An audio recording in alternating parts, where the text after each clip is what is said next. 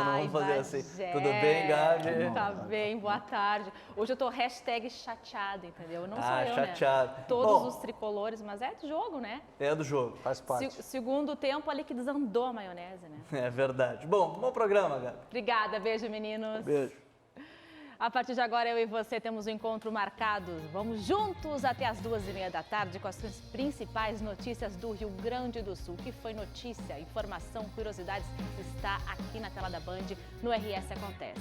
Você sabe, você vai sair? Então pode continuar nos assistindo pelo celular, quem sabe? Através da nossa live na Band RS, vai lá no Facebook, procura, vai estar ao vivo, escreve a sua mensagem pra gente que eu leio ao vivo durante o programa. 26 graus aqui em Porto Alegre, sol brilhando na rua. Vamos aos principais destaques de hoje. Violência.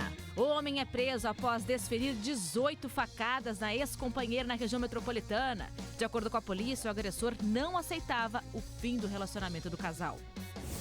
Força-tarefa. Operação apreende 3,5 toneladas de alimentos impróprios para consumo e interdita estabelecimentos no norte do estado.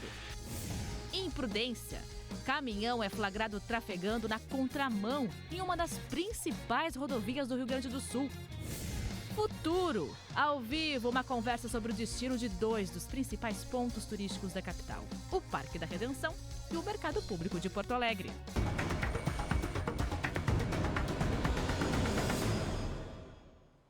Muitas informações e notícias é daqui a pouco, depois do intervalo. A gente já volta. Oferecimento Odonto Mengarda. Agende sua avaliação e experimente ter o sorriso que você sempre sonhou. Estamos de volta com a RS Acontece e olha só, já estamos também na live aqui do Facebook. Deixa eu dar boa tarde aqui para Elaine Lentino Machado, que está nos acompanhando, Aureliano Tadeu de Castro, Cruzeiro São Paulo na Band, é isso aí. O nosso assunto agora interessa muito os moradores aqui de Porto Alegre. Nós falamos ontem aqui no programa que a Redenção, um dos locais preferidos dos moradores da capital, vai passar por uma grande revitalização. Além disso, propostas para melhorar a estrutura do mercado público de Porto Alegre também já estão sendo discutidas. Para falar mais sobre isso, eu recebo 2 secretários aqui, o secretário de Serviços Urbanos e Parcerias Estratégicas, o Ramiro Rosário e o Thiago Ribeiro, os 2 da Prefeitura aqui de Porto Alegre. Essa dobradinha aqui, muito obrigada pela presença de vocês. Obrigado, Gabriela. Que agradeço, Gabi. Bom estar de novo aqui no RS Acontece. Sempre são bem-vindos, né, secretário? Vamos começar pela Redenção aí, que é um ponto turístico, que todo mundo adora.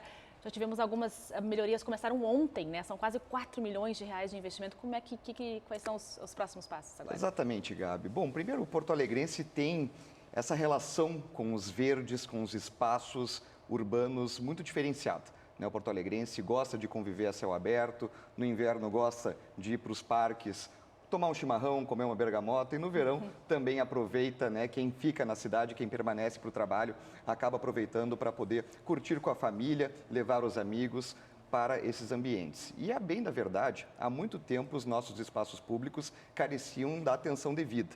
Para que a gente tenha uma noção, Porto Alegre, ao longo de toda a sua história, nunca teve um serviço terceirizado, Thiago, para a manutenção de equipamentos de parques e praças. Equipamentos como bancos, brinquedos, quadras esportivas, o passeio, enfim, todos aqueles pontos que transformam o local público efetivamente agradável ao público. A gestão marquesã fez a primeira terceirização, contratou uma empresa terceirizada, especializada na manutenção desse tipo de equipamento e anunciou aí um investimento gigantesco, histórico para a nossa cidade, de quase 25 milhões de reais ao longo dos próximos 12 meses, para que a gente possa fazer a manutenção de parques e praças em todas as regiões de Porto Alegre. Na Redenção, especificamente, o nosso Parque Farroupilha, ali nós temos um investimento tanto de recursos públicos deste contrato da Secretaria de Serviços Urbanos, em parceria com a Secretaria do Meio Ambiente e Sustentabilidade, e também temos um investimento de uma contrapartida da Cirela, que vai ali colocar cerca de 3 milhões e 300 mil reais para fazer uma completa revitalização da nossa Redenção. Desde o passeio, as calçadas, o eixo principal, o eixo central que liga a Fonte Luminosa ao monumento ao expedicionário. A Fonte Luminosa também passará a funcionar, ela que sempre foi alvo, infelizmente, de vandalismo, agora contará inclusive com equipamento antifurto para evitar que esse tipo de coisa aconteça novamente e que possa resgatar essa autoestima e o orgulho do porto-alegrense pela sua cidade. O Parque Ramiro Souto, que que fica dentro da Redenção, que é aquele complexo esportivo, também vai passar por uma ampla revitalização das quadras esportivas, das suas telas, os bancos, os brinquedos, enfim. Entregaremos aí até o Natal um pacotão, um parque totalmente revitalizado para a população. Começou já ontem alguns serviços. Qual é o próximo? Quem passar por lá agora pelos próximos dias vai enxergar o que sendo feito? Hoje pela manhã eu passei por lá e enxerguei as equipes e os trabalhos começaram ontem. Hoje as equipes seguem trabalhando no entorno do monumento ao expedicionário, naquele passeio de pedras portuguesas, que é tombado, inclusive, e é bem complexo de ser feito, tem que ser colocada pedra a pedra manualmente, porque não se pode ali colocar, por exemplo, cimento para fazer a liga, né, justamente por ser tombado. Os bancos também já estão recebendo a revitalização. Quem passar pela Redenção já vai observar as equipes trabalhando. Bom, vocês têm pastas diferentes, mas tem um assunto que os une, que é a questão da iluminação pública. A gente acompanhou aqui o leilão histórico lá em São Paulo, da PPP, da Iluminação Pública de Porto Alegre. Que fase que se encontra agora? Aliás, a iluminação também é algo muito importante que vai trazer mais segurança para quem quiser caminhar ali pela Redenção pelos próximos dias, enfim, pelos próximos meses. Estão na fase de habilitação, é isso, secretário? Isso, a gente teve o resultado da habilitação há cerca de 10 dias, a primeira colocada foi habilitada. Nisso a gente abre na sequência prazo para recursos, né, da segunda colocada, enfim, das outras participantes. A gente recebeu um recurso questionando a habilitação da primeira colocada. Já recebemos as respostas da primeira colocada, justificando o porquê que ela deve sim ser habilitada. E agora, na semana que vem, a gente deve ter o resultado final da habilitação, já contabilizando esses recursos. E aí, uma vez confirmada a habilitação dessa primeira colocada, a gente parte para a fase, de fato, de homologação do certame licitatório e assinatura do contrato. Essa iluminação vai estar nova lá na Redenção. Exatamente. Todos os parques e praças de Porto Alegre receberão também a nova iluminação LED, que amplia em cerca de 3 vezes a percepção dos objetos à noite, facilitando e melhorando as questões de embelezamento da cidade, segurança pública, né? E nós identificamos que um dos maiores acertos da gestão Marquesan foi a criação de uma Secretaria de Parcerias Estratégicas, porque se buscou pessoas do Brasil inteiro, pessoas que já atuavam tanto no setor público quanto no setor privado, na área de PPPs, desestatização, concessões, né? O secretário Tiago é uma dessas pessoas que está colaborando muito para que Porto Alegre possa quebrar paradigmas. A nossa cidade e o estado do Rio Grande do Sul como um todo não tem a tradição de realizar PPPs e concessões, tanto é que a nossa PPP de iluminação pública é a primeira da história do Rio Grande do Sul. E o que ela significa em termos práticos para as pessoas, que é isso que todo mundo também quer saber, o que vai mudar na cidade. Toda a cidade, a partir do momento da assinatura do contrato, num prazo de 2 anos, será modernizada para a tecnologia LED, seguindo todos os conceitos e padrões internacionais de qualidade da iluminação. Todas as ruas, portanto, do bairro mais simples ao bairro mais nobre, receberão a nova tecnologia e também o novo parceiro, né? O consórcio vencedor da PPP ficará responsável por um período de 20 anos em fazer a manutenção desse parque de iluminação. Secretário É importante Thiago, só, completando, secretário Ramiro, né, são mais de 280 milhões previstos ao longo desses 20 anos de contrato. Desses 280 milhões, cerca da metade deles serão aplicados justamente nos primeiros 24 meses, que é justamente onde vai se concentrar a renovação de todo o parque de iluminação pública. É um investimento que, se fosse feito diretamente pela Prefeitura, pelas restrições fiscais da Prefeitura e por todos os trâmites que nós precisamos seguir para cada contratação pública, a nossa estimativa é que levariam pelo menos 10 anos para a gente fazer toda a renovação que a concessionária poderá fazer em apenas 24 meses. Ontem, secretário Tiago, nós falamos do mercado público aqui no RS Acontece e, enfim, tivemos uma visão dos permissionários que participaram da audiência pública. Que pé que tá? Existe uma falha de comunicação entre a Prefeitura e os permissionários? Olha, Gabriela, é interessante aí o tema do mercado, porque de alguma forma ele conversa com essa dificuldade que nós temos, que o secretário Ramiro levantou na iluminação pública, que é de viabilizar parcerias entre a iniciativa privada de um lado e o poder público de outro. E nós entendemos, e acho que é muito bom para o espírito democrático, que opositores se coloquem, né, os argumentos contrários ou a favor do tema. O problema, e eu acho que o mercado é o grande exemplo disso atualmente, é quando determinados grupos políticos se utilizam da desinformação de camadas mais populares da sociedade para tentar vender como catastrófico algo que vai trazer trazer o bem para aquela população. E aí eles fazem isso com um ideal político-eleitoral por trás e acabam prejudicando a população que poderia ser beneficiada por um projeto de concessão como o mercado público. Aí só para passar algumas linhas gerais, né? A gente terminou ontem o período de consulta pública com a audiência pública ali no Araújo Viana. A gente recebeu mais de 50 contribuições ao longo desse período, que a gente iniciou em 19 de setembro. E agora, o nosso momento é de, com base nessas contribuições, refinar o nosso modelo para melhorar e buscar atender todos os anseios ali que fazem parte da busca por um melhor mercado público. O nosso modelo inicial, que é esse que estava em consulta pública até ontem, ele previa um total de cerca de 40 milhões de investimento de capital em melhorias do mercado, isso passando desde a restauração da fachada, uma nova subestação de energia, para minimizar riscos como o do incêndio que aconteceu em 2013 ali, uma nova rede hidrossanitária para o mercado, tudo isso privilegiando uma infraestrutura melhor para toda a população, com acesso público, da mesma forma como é hoje. Existe, por exemplo, ali uma questão muito forte da matriz de religião de matriz africana, com o assentamento do Bará bem no centro do mercado. Ele também vai ser absolutamente preservado neste novo modelo de concessão. Era um questionamento muito das pessoas. Exatamente. Houve fake news em volta disso. De que houve fake news em relação a isso. Houve fake news de que o mercado seria transformado num shopping, quando na verdade no nosso material do edital estarão previstas todas as atividades que poderão ser contempladas ali, secretário Ramiro, preservando a tradição do mercado público de Porto Alegre. Uma outra inverdade que está sendo dita é que já haveria uma venda negociada para uma rede de supermercados de Porto Alegre que assumiria o mercado público e transformaria aquilo num grande supermercado, numa loja de conveniências. Também é uma absoluta inverdade, né? Mas infelizmente as pessoas elas não têm a responsabilidade com o público, com a população, com aqueles mesmos eleitores para os quais elas vão pedir votos no ano que vem e espalham inverdades que dificultam o processo democrático, dificultam a construção de um modelo que seja melhor para Porto Alegre. Eu tive mais de uma dezena de reuniões ao longo das últimas 3 semanas com a Associação dos Permissionários. Se houve um grupo entre todos esses que recebeu plena guarida em termos de abertura de diálogo, de audição das dúvidas, de explicação do que o modelo prevê,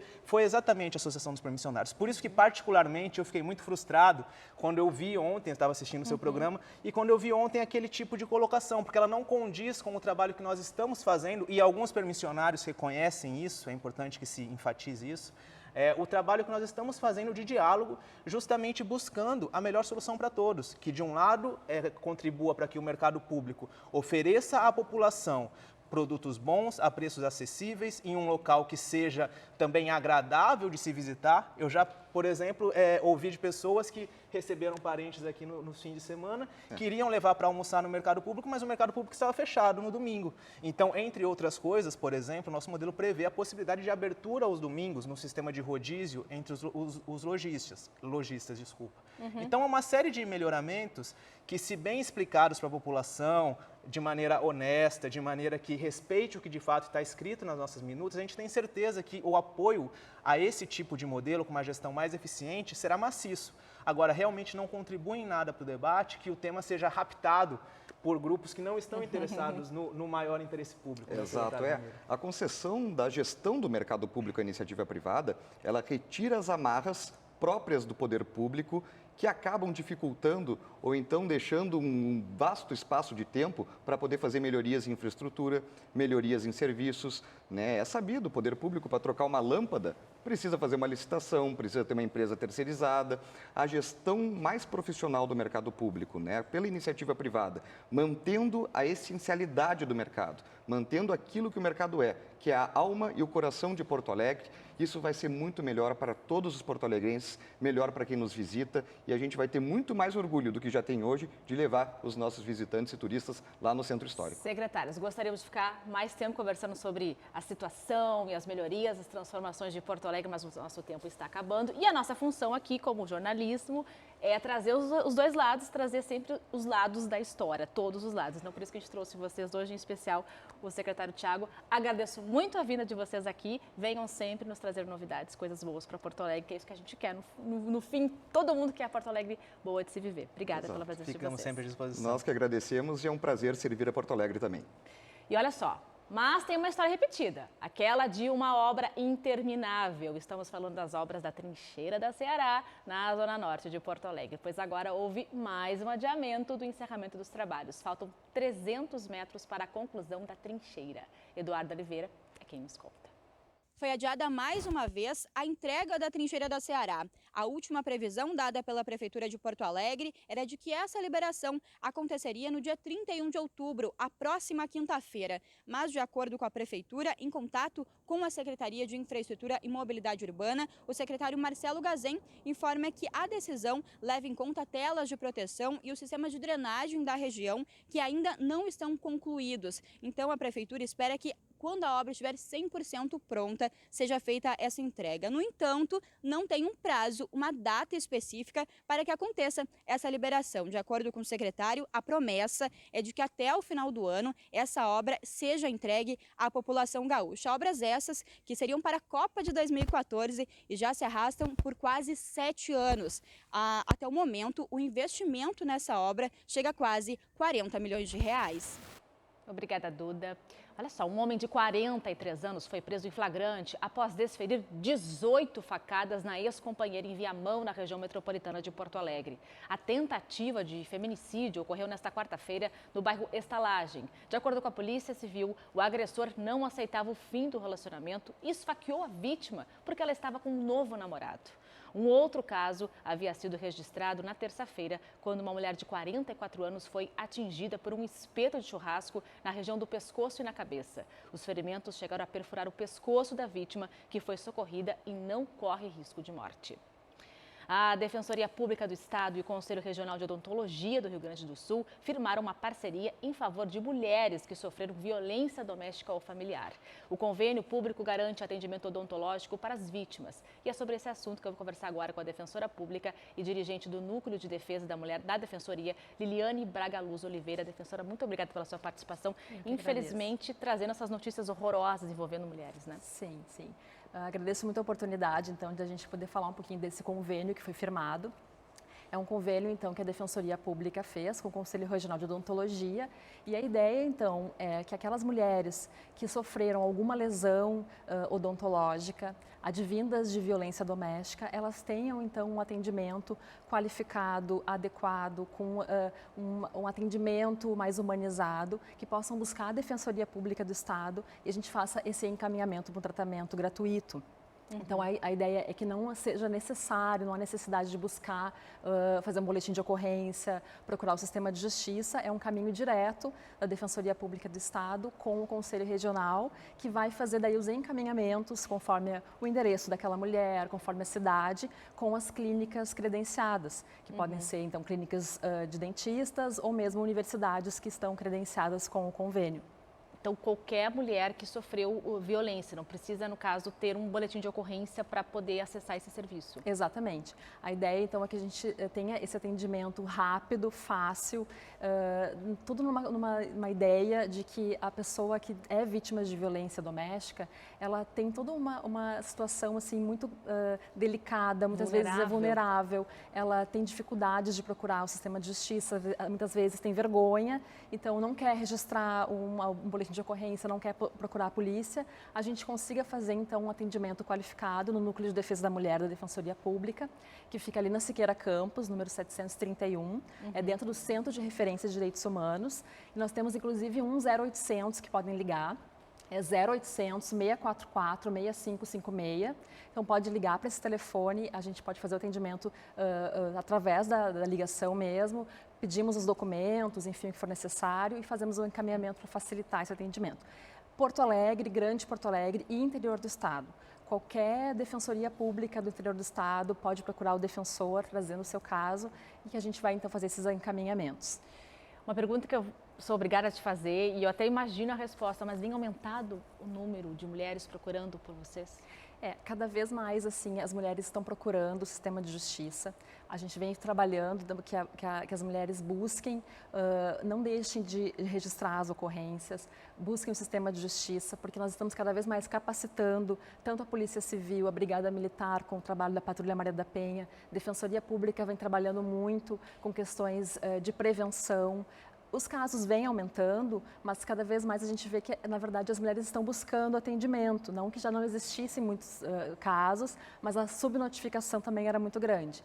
Então, cada vez mais a gente acredita que as mulheres estão confiando no sistema de justiça e que as medidas protetivas de urgência, elas são rápidas. A gente consegue, então, audiências com o Poder Judiciário de uma forma célere e temos defensores públicos trabalhando em todo o interior do Estado nessa busca, então, de atendimento qualificado, para que ela não se sinta revitimizada, não sinta vergonha e consiga, então, sair desse ciclo de violência que a gente sabe que uma mulher que vive de violência doméstica, ela está inserida num ciclo de violência. Muitas vezes ela nem se dá conta de que ela está nesse ciclo, porque a violência contra a mulher, ela não é só uma violência física, ela pode ser uma violência psicológica, que é uma violência muito cruel, ela pode ser uma violência patrimonial, pode ser uma violência moral. Então, cada vez mais as mulheres estão buscando esse atendimento e a gente está conseguindo dar uma resposta, então, para que ela consiga sair desse ciclo.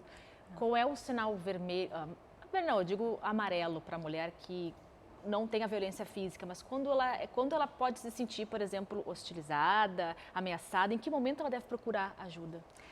Como a gente fala muito nessa questão do ciclo da violência, que é um ciclo que ele começa com uma fase de tensão, que a mulher, o homem começa a destruir objetos dentro de casa, chantagear, ameaçar. Depois tem essa fase da explosão, que é que normalmente acontecem as agressões físicas. Que já é mais no fim. Que é mais. E depois acontece a fase que a gente chama da lua de mel, que o homem está arrependido, diz que nunca mais vai acontecer aquela situação. Então, quando essa mulher ela começa a se dar conta de que ela vai vivendo esse ciclo, que começa com uma fase mais de ameaças, chantagens, questões de moral, depois ela pode ou não partir para uma questão de uma agressão mais física, e depois vem essa parte de arrependimento e ela começa a verificar que há uma frequência nesse ciclo, ela deve buscar ajuda.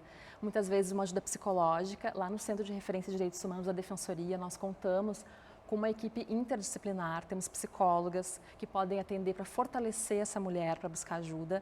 Muitas vezes ela não quer diretamente procurar o sistema de justiça através da polícia, mas ela pode procurar a Defensoria Pública, pode procurar no nosso centro de referência para um atendimento psicológico, para fortalecimento, para empoderamento, buscar serviços de como muitas vezes ter uma independência financeira, porque muitas das mulheres dependem financeiramente dos seus maridos e companheiros.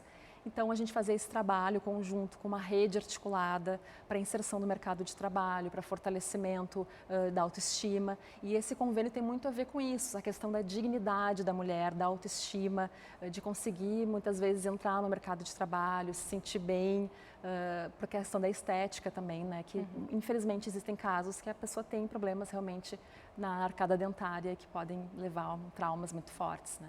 Na verdade, a mulher que chega lá, que é vítima, né, de uma violência dessa, ela acaba sendo muito acolhida por vocês. Sim. Vocês fazem um trabalho de acolhimento. Exatamente. E de sigilo também, que é Sim. importante sempre reforçar, né? Sim, isso é uma das questões do nosso convênio, que tem um sigilo.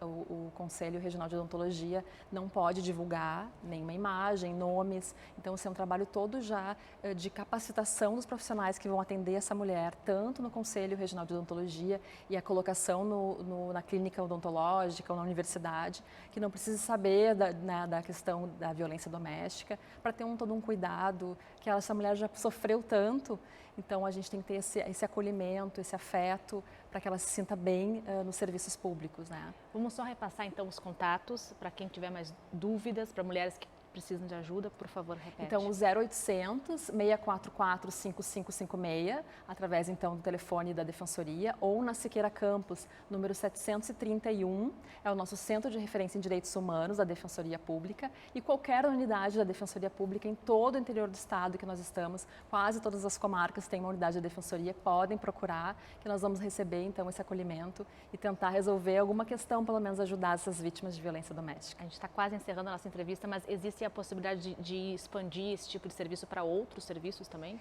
Nós temos algumas ideias em relação à Defensoria Pública, pensando muito na questão da prevenção. Então, a gente está trabalhando, assim, por exemplo, hoje mesmo nós tivemos uma palestra, uma roda de conversas na FASE, falando sobre violência de gênero. A gente está pensando muito em convênios com escolas, para tratar das questões, para a gente pensar para as próximas gerações, o que nós queremos no nosso país. O Brasil é o 5º país no ranking de feminicídios do mundo, então para a gente conseguir alterar, a gente acredita muito na educação. Então nossos convênios agora são em busca de questões preventivas. Muito obrigada pela sua participação, trouxe esse serviço aí muito esclarecedor e de grande valia para essas mulheres. Obrigada pela oportunidade. Um relatório feito pela Comissão da Saúde da Assembleia Legislativa aqui do Rio Grande do Sul apontou problemas em 4 barragens aqui no estado. Uma delas, na Lomba do Sabão, na zona leste de Porto Alegre, que está desativada e não possui um plano de segurança. Quem tem mais informações é o repórter Gilberto Echauri. E dessas 4 barragens que apresentam problemas aqui no Rio Grande do Sul, de acordo com este relatório, a situação mais preocupante é a da barragem localizada na Lomba do Sabão, aqui na zona leste de Porto Alegre. Isso porque ela está desativada e não possui um plano de segurança.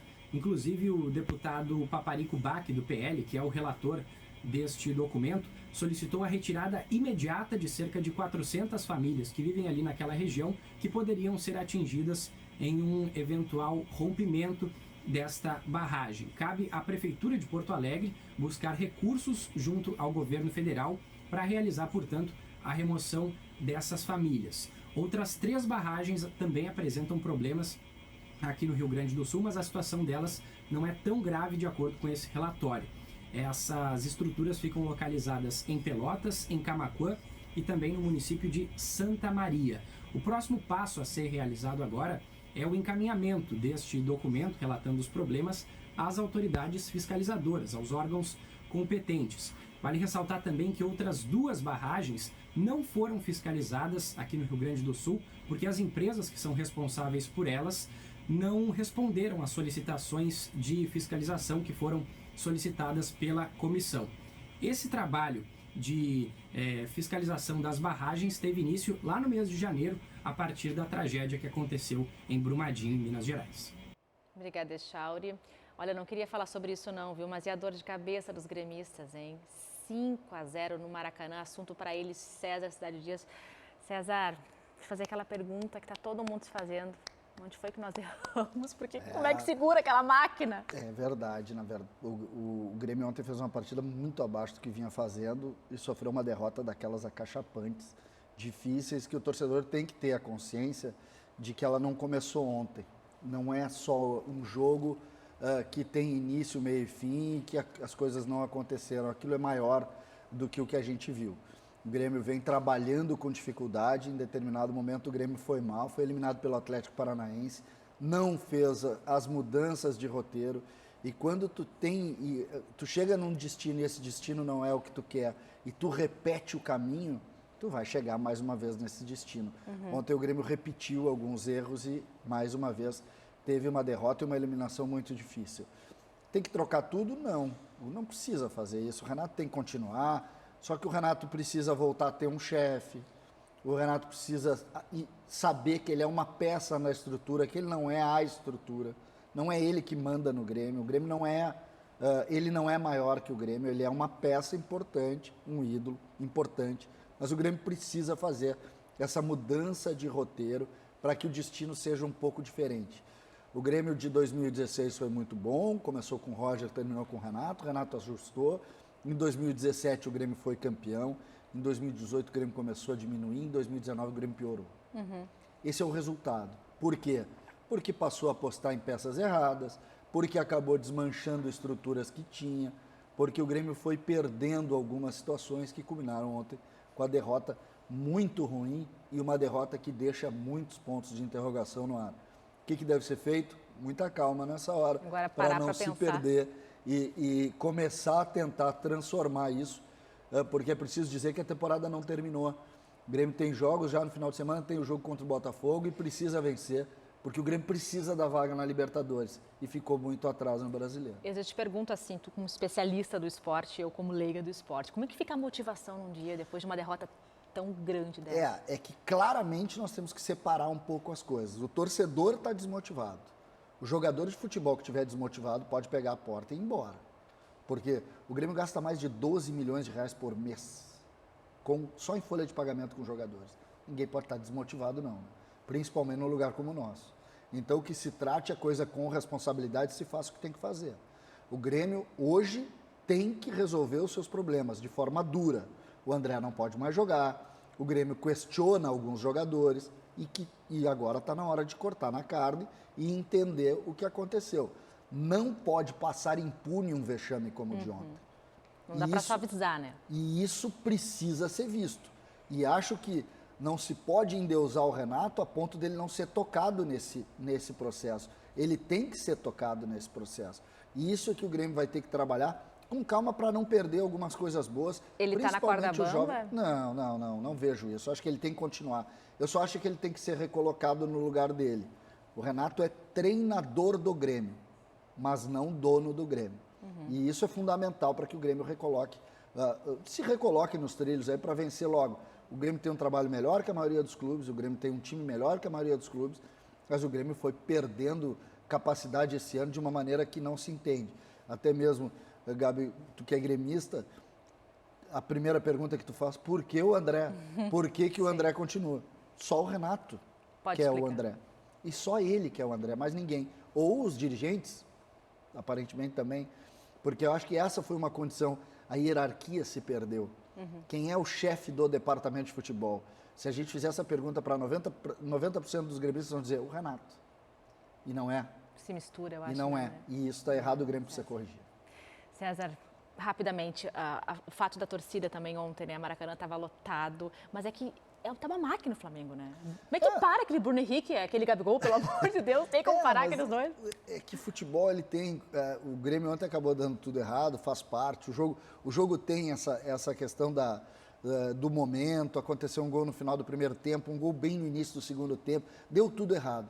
Mas esse mesmo Flamengo ganhou de 1-0 da Chapecoense. Então não é só isso. Eu acho que o Grêmio, mérito para o Flamengo, tem que aplaudir. O próprio Inter também, né? O Inter empatou com o Flamengo aqui, o Grêmio empatou com o Flamengo aqui. Só que o que aconteceu ontem, é preciso que a gente faça essa avaliação, o que aconteceu ontem, ela supera um pouco a linha do esporte, porque eu acho que o Grêmio perdeu muito mais do que o Flamengo ganhou. Temos que encerrar. Vamos lá. Nos vemos talvez no Band Cidade. Band Cidade, a gente está de volta. Então tá. Olhem só essa imagem, olha só. Um carreteiro andou por cerca de 1 quilômetro na contramão no trecho duplicado da BR-116 em Camaquã, no sul do estado. O motorista rodou da Vila São Carlos até a estrada da Parada Bonita, que dá acesso para a cidade de Arambaré. Por sorte, não houve nenhum acidente e não se sabe o motivo da imprudência. Vamos para um rápido intervalo, daqui a pouco a gente vai falar sobre umas doenças mais comuns entre as crianças de até 3 anos de idade. É otite. A gente já volta.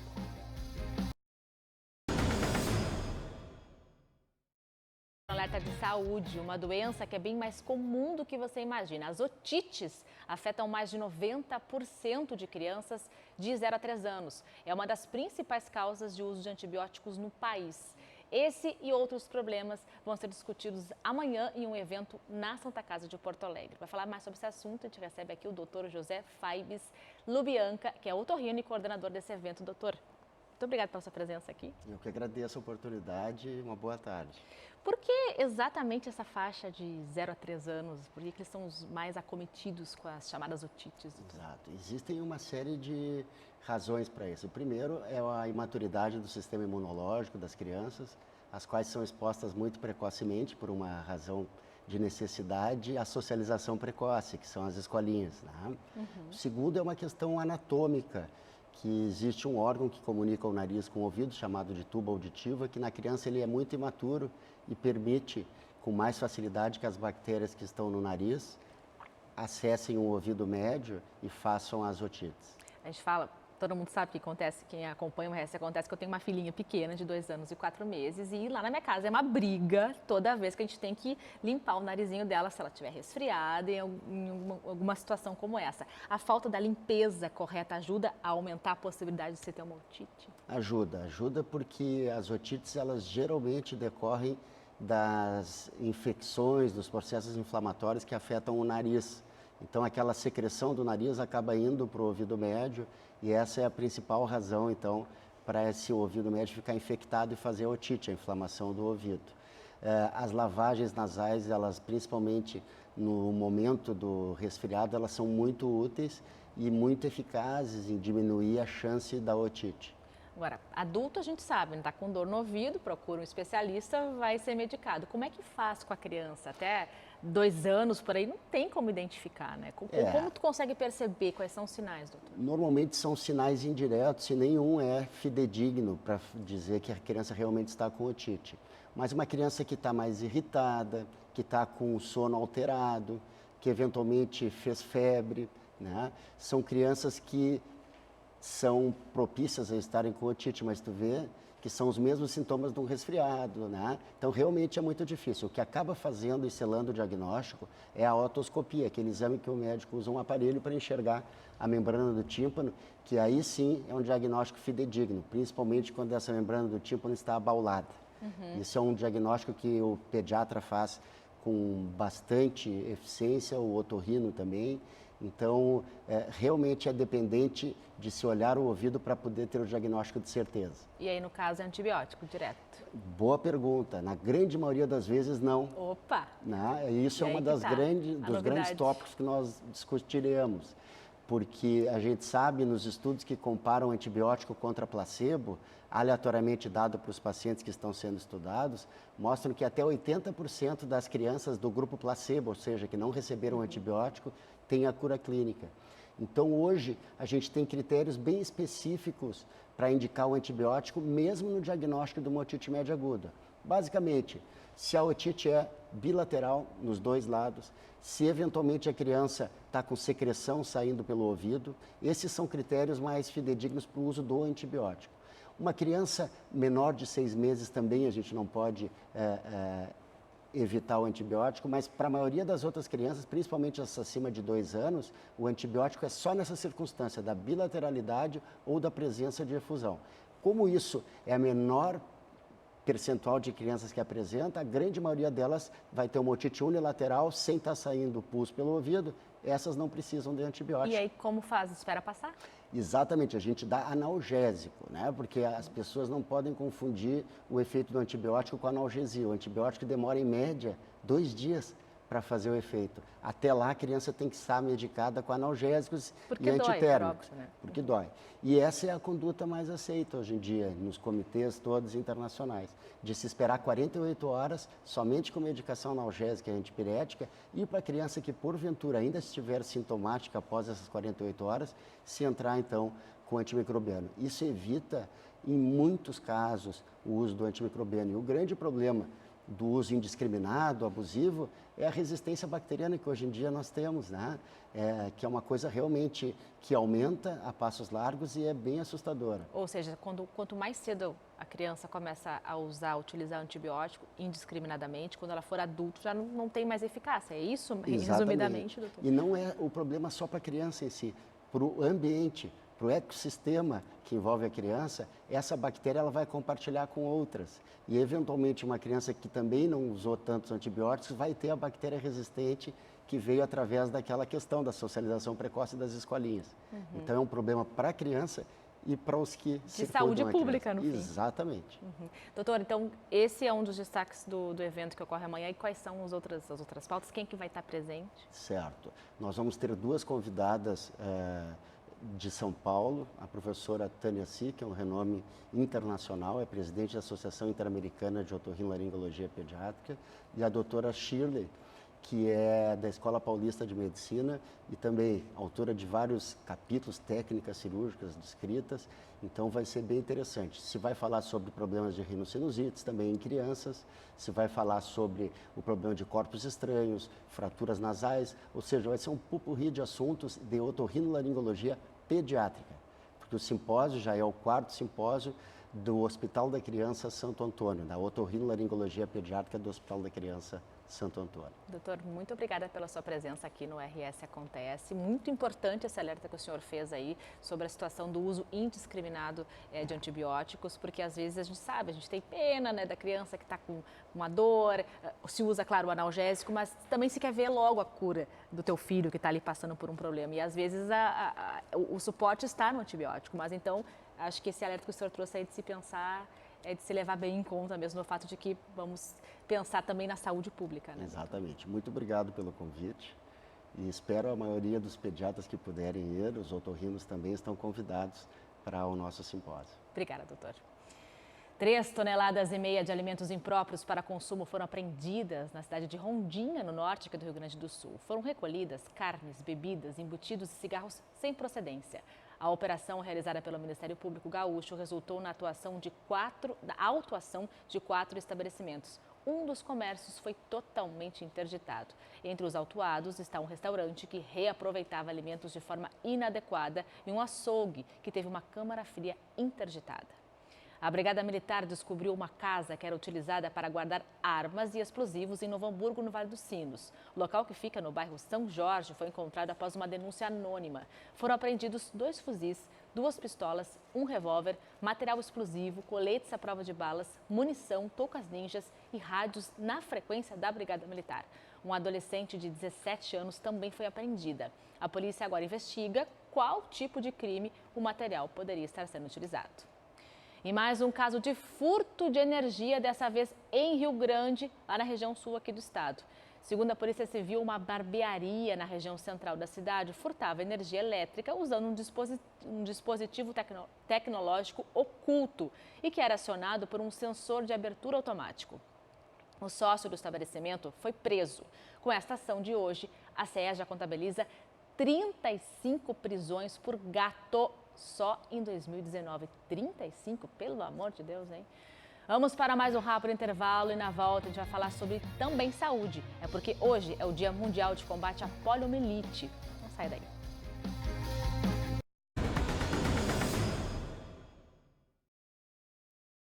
que acontece?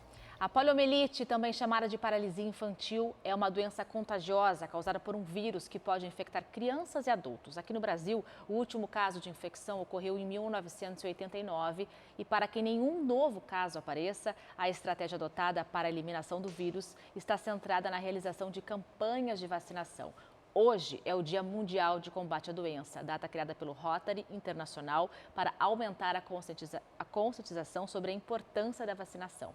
Por isso, eu estou recebendo aqui no estúdio o rotariano José Luiz Maroco Feijó, que é presidente da subcomissão da campanha Polio Plus do Rotary, e também é somente o José Luiz Maroco Feijó. Isso. Boa tarde. Boa tarde. Boa tarde, Gabriela. É um prazer estar aqui no teu programa.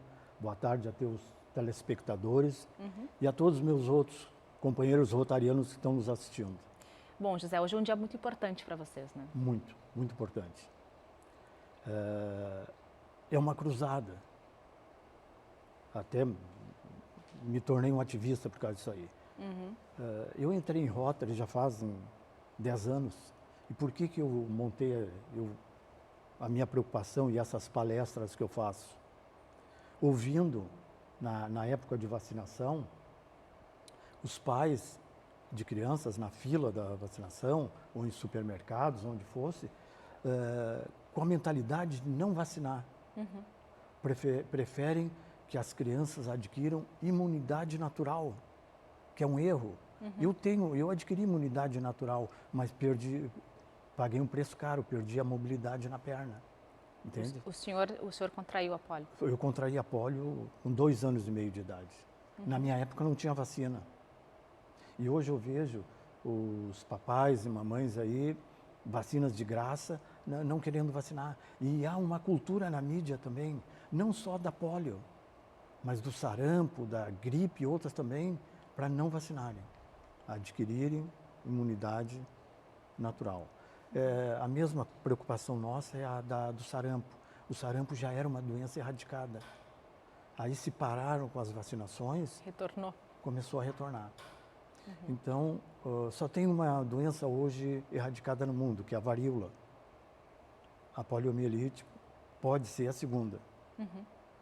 O Rotary Internacional, através da Fundação Rotária, nós fazemos uma campanha muito forte no mundo todo.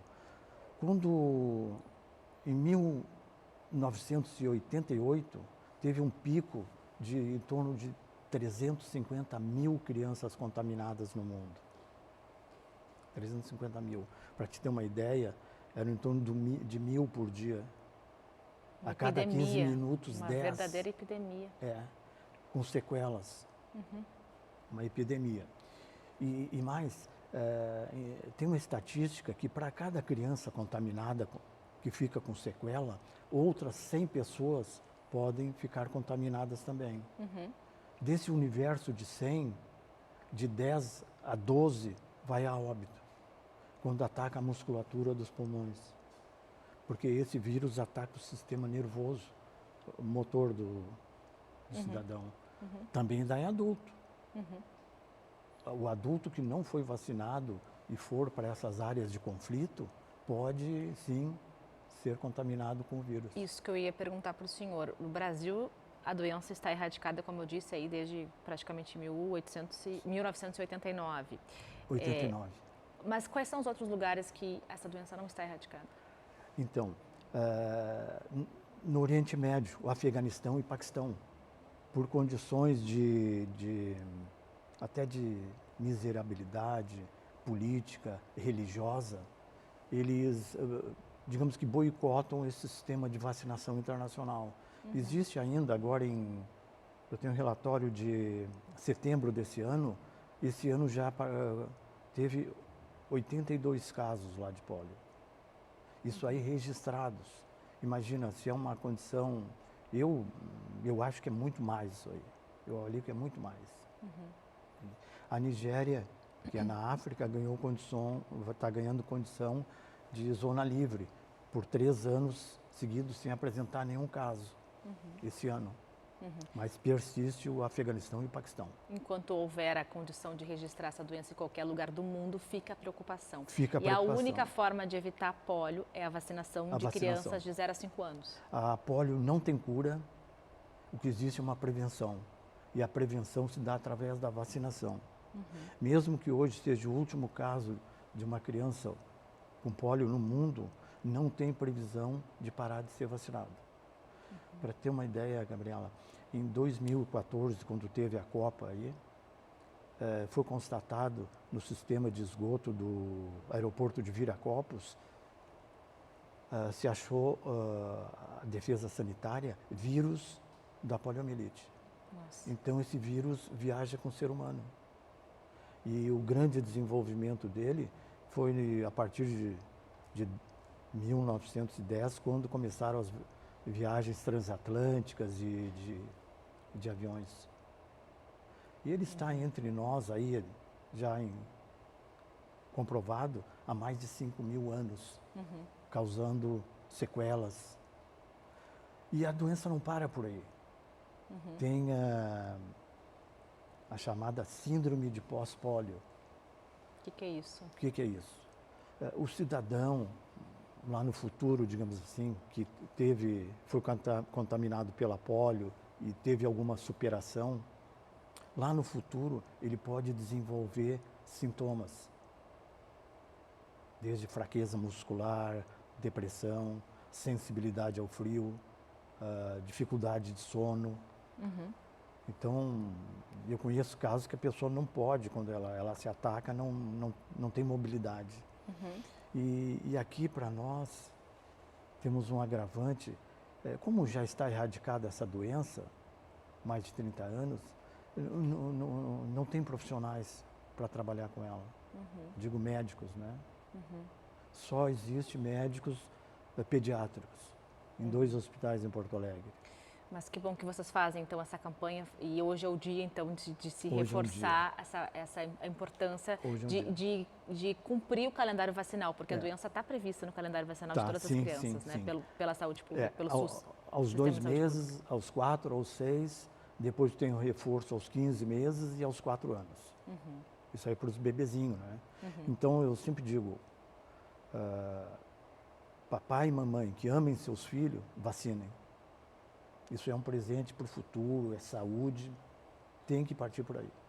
E hoje é o dia de se falar sobre isso e de se refletir sobre isso. Obrigada, viu? Obrigada pela sua presença aqui na Resta Acontece. Obrigado eu, em nome do Rotary Internacional e do nosso distrito 4.670. Agradeço esse espaço. Muito obrigado, Gabriela. Obrigada. E hoje nós ficamos por aqui. Você tem outras notícias às 10 para 7 da noite comigo no Band Cidade. A gente se vê então mais tarde. Se você não puder ver, então amanhã, 1h30, aqui na tela da Band. Até lá, tchau, tchau.